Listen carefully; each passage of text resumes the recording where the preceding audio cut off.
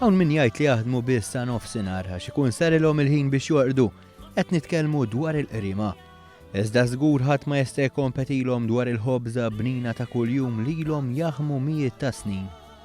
Il-ħobża Maltija se tkun iċ-ċentru tal-attività Casal Fornaro fit-tmiem il-ġimgħa f'Ħalqormi fejn dawk li se jattendu għal din l-10 edizzjoni ta' din l-attività se jaraw belt folkloristika u artistika.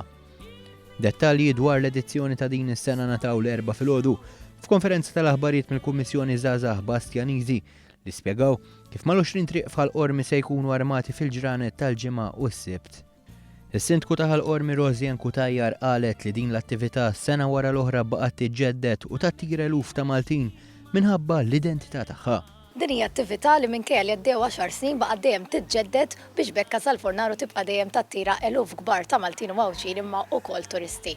F'din l-attività ħajkonna vetrina mhux biss tal-ħobs li aħna niftaħru li nagħmluh, anzi l-aqwa ħobs li għandna f'Malta, imma wkoll vetrina ta' tradizzjonijiet, ta' użanzi, ta' kultura, ta' spettaklu u ovvjament ma jonqosx l-ikel. Minħatijaw is-Segretarju Parlamentari Rodri Galdes għal din hija okkażjoni fejn il-qriema jistgħu jesponu l-prodotti artiġjanali tagħhom fil-waqt li jippromovu tradizzjonijiet Maltin.